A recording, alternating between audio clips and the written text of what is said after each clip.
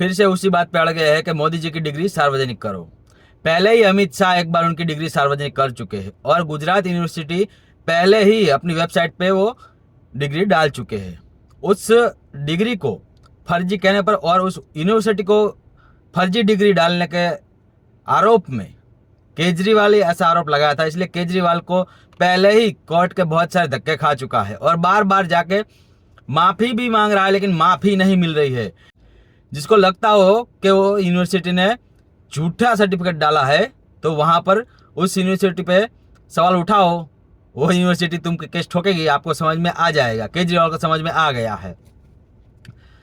चलिए मैं कहता हूं कि चलिए एक भी डिग्री नहीं है मोदी जी के पास, मोदी जी अनपढ़ है, बिल्कुल अनपढ़ है, चलो हम मान लेते हैं, तो उससे क्या देश का जीडीपी 10% डाउन हो जाएगा?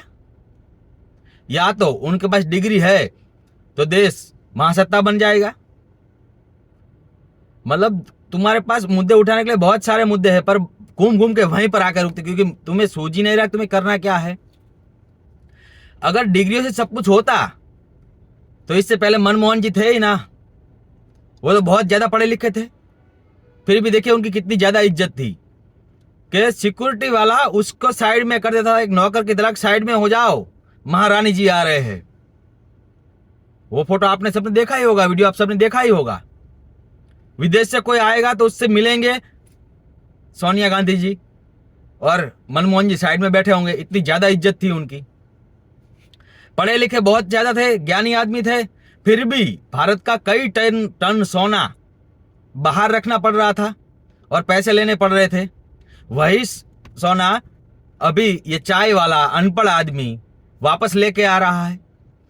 तब सारी बैंक कर्जे में डूबी हुई थी, घाटे में जा रही थी, और वही बैंक आज प्रॉफिट में है।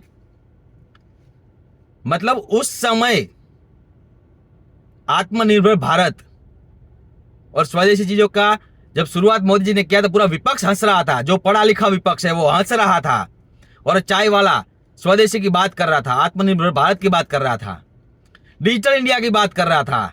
तब सबको मजाक लग रहा था और आज वो चीज हो रहा है। कभी हम बंदूक की गोली के लिए भी विदेश पे सामने मुंह ताकते थे, आज हम मिसाइल बेच रहे हैं, मिसाइल बेच रहे हैं।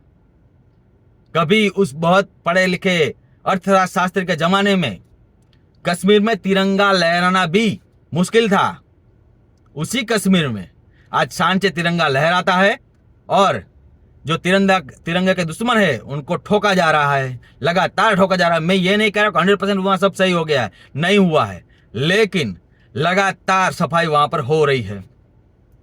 वही बहुत बड़ा अर्थशास्त्री था जिसके जमाने में भारत में 26/11 जैसा हमला होता है, तब पाकिस्तान का नाम भी लेने से कतरा रहे थे, उसकी जगह आरएसएस को फंसाने की कोशिश कर रहे थे। और इस अनपढ़ आदमी के जमाने में घर में घुस के पेल रहे हैं, बढ़िया से रेल रहे, 3 बार रेल चुके हैं। एक जमाना था वही पढ़ा लिखा अर्थशास्त्री, पूरा मतलब जानकार आदमी, उसके जमाने में हमें पाकिस्तान के पास न्यूक्लियर बॉम्ब है इसकी धमकी दी जाती थी बार बार, और अपने ही लोग कहते थे कि अरे पाकिस्तान के पास न्यूक्लियर बॉम्ब है, ये कर देगा वो कर देगा। और इस चाय वाले ने आके बढ़िया से बजा दी, उसकी रेल बना कर रख दी। पानी नहीं रोक सकते, पानी नहीं रोक सकते, रोक दिया ना, कर लिया जो कुछ भी करना था। तो अगर अनपढ़ होने से इतना बढ़िया होता है ना तो हमें कोई दिक्कत नहीं है। और तुम्हें कौन सी इससे सरकारी नौकरी करवानी है तो तुम्हें डिग्री चाहिए, डिग्री हो अलग बात है, पर क्या भारत में कहीं पर भी पढ़े लिखे आदमी को राजनीति में जाने से रोका जा रहा है क्या? कि नहीं भाई ये 12वीं पास है, ये राजनीति में नहीं जा पाएगा, ऐसा है? नहीं, क्यों नहीं जाते? जाओ ना भाई। हमारी जनरेशन जैसे हमारे पापा की जनरेशन है उसमें बहुत कम लोग ही पढ़े हुए थे, सब तो पढ़े हुए नहीं थे। तो मतलब एक लॉलीपॉप दिया जाता है, नेता तो पढ़ा लिखा होना चाहिए। तो नेता से क्या सरकारी नौकरी करवानी तुम्हें? नेता अच्छा होना चाहिए, पढ़ा लिखा हो या ना, उससे कुछ फर्क नहीं पड़ता है, वो भी भारत जैसे देश में, तो उससे कोई फर्क नहीं पड़ता है। अगर सिर्फ पढ़ा लिखा ही ज्ञानी होने की परिभाषा होती तो आज दुनिया में चाइना को टक्कर मारता है हमारा मोरबी टाइल्स के बिजनेस में, और इधर 95%। मैं अभी के जनरेशन नहीं बोल रहा हूं। अभी तो क्या है कि बड़े उसके सेठ थे, उसके बेटों ने प्लांट संभाल लिए, लेकिन इसकी अगली वाली जनरेशन देखेंगे ना आप, तो 95 नहीं 98% अनपढ़ लोग थे, और पूरा का पूरा सिरामिक साम्राज्य खड़ा किया है उन्होंने, अनपढ़ लोगों ने ही। अगर पढ़ाई लिखाई सब कुछ होता तो ये नहीं होता।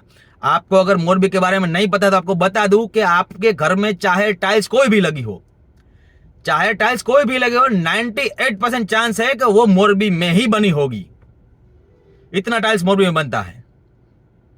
1000 से ज्यादा कारखाना है मोरबी में टाइल्स का, और विदेश भी एक्सपोर्ट होता है उतना। तो अगर पढ़ाई लिखाई सब कुछ होता है तो ये सब हो ही नहीं पाता। और तुम कहते हो कि चाय वाला ऐसा वैसा, वो डिग्री फर्जी। अरे मान लो डिग्री फर्जी, चलो उसकी, उससे कुछ फर्क नहीं पड़ता है हमको। अगर किसी और को चुनना पड़े और बहुत ज्यादा अर्थशास्त्री, बड़ा पढ़ा लिखा और कर्मठ आदमी, दोनों में चुनना पड़े तो मैं कर्मठ को ही चुनूंगा।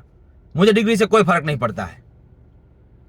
और अभी तो तुमने चाय वाला देखा है, अभी तो हम गाय वाले को लाएंगे। फिर गाय वाला आएगा ना तो तुम कहोगे अरे यार इससे अच्छा चाय वाला अच्छा था। ये गाय वाला तो, ये चाय वाला तुमको मारता है लेकिन फिर चुप भी करवाता है, शांत भी करवाता है, चलो कोई बात नहीं, लो बिस्कुट खा लो यार, कोई बात नहीं, ये लॉलीपॉप ले लो।